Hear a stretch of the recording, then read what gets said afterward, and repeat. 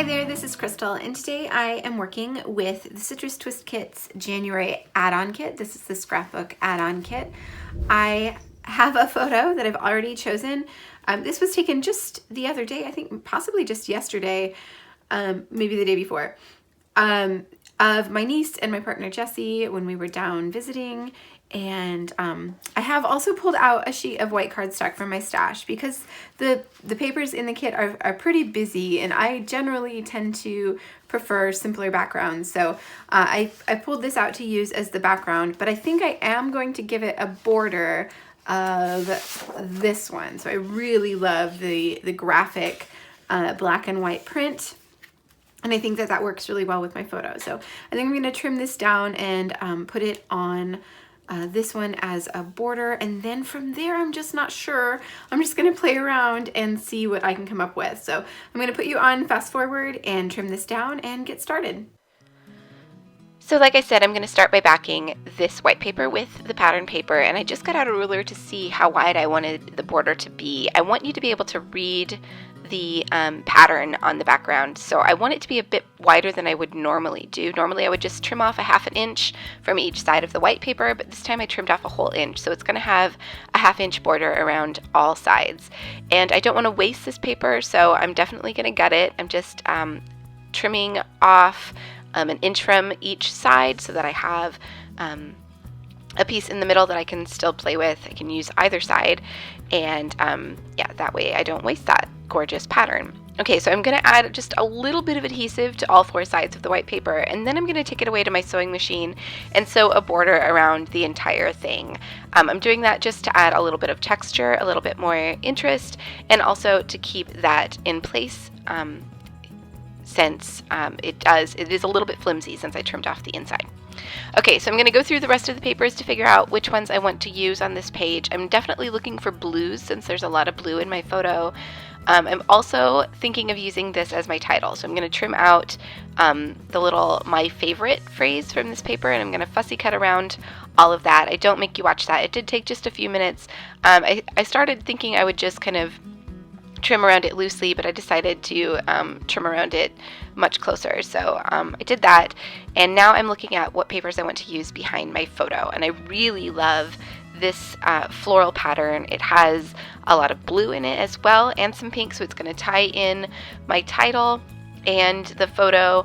So I'm going to add that behind my photo, but first I'm just adding a mat of just plain printer paper. It's really thin white paper, so I use that instead of cardstock because it's a little bit transparent and you can kind of see the pattern through it. So it's not as transparent as vellum, but it does add a little bit of a transparent element to the page.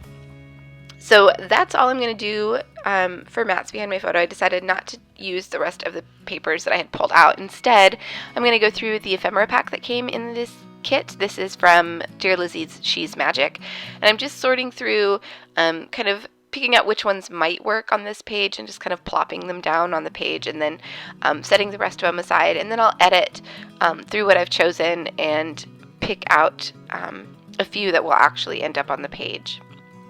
So I really loved that kind of library card with a rainbow starburst in the corner, but it was too big. I really wanted to use that, but it was too big on the page.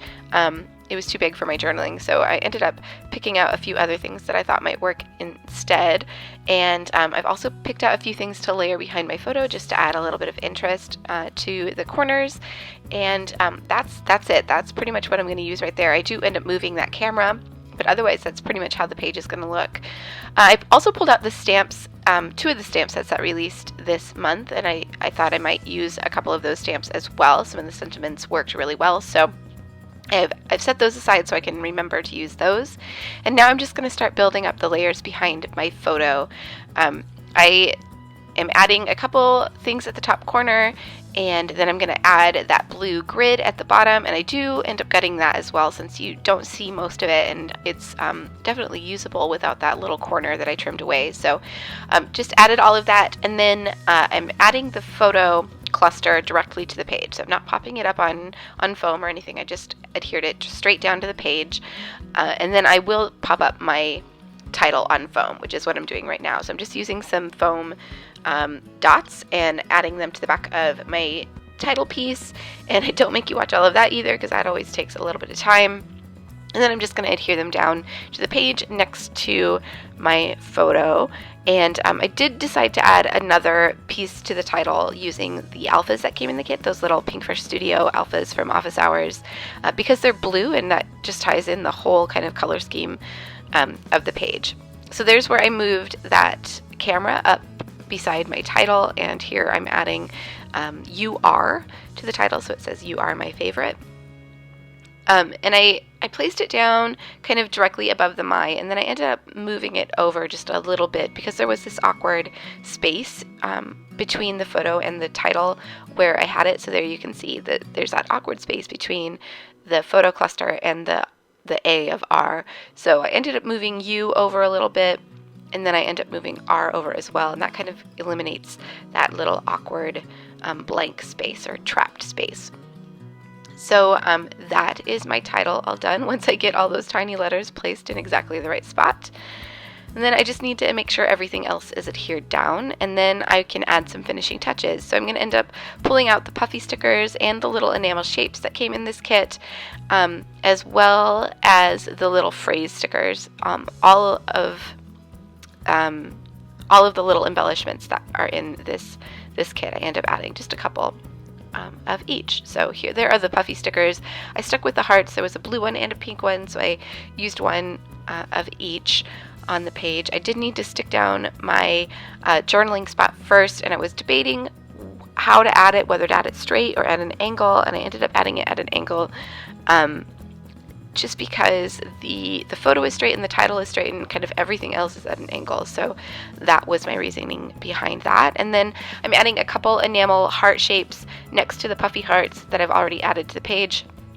Oh, and I guess I didn't add a pink one. I added 2 blue ones instead, and then stuck with the pink enamel shapes. And then, like I said, a couple more of these little phrases. So a blue one at the top, I'm just going to tuck it into the layers up there, and then I'm going to add a pink one to the bottom, doing the same thing, just tucking it in to the layers that are already there to make it kind of flow and fit with the page. And then I think that's pretty much it. I think I decided that I decided to add the stamping next. So I'm going to add 2 stamps. There were a lot that could have worked on this page, but my page is already pretty busy, so I decided to stick with just 2 of them.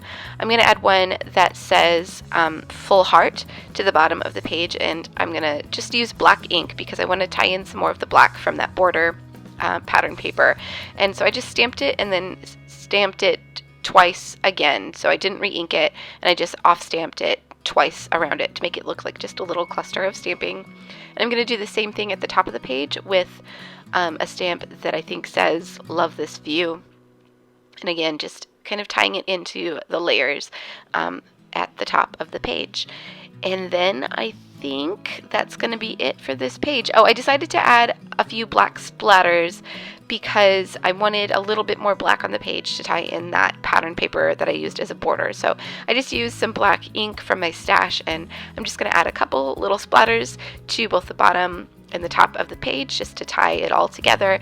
And then I'll add my journaling off camera, and there is the finished page. So I hope you enjoyed this video. I will have everything I've used linked down below, so you can go get this kit for yourself if you haven't already. And thank you all so much for watching. I will see you back here soon.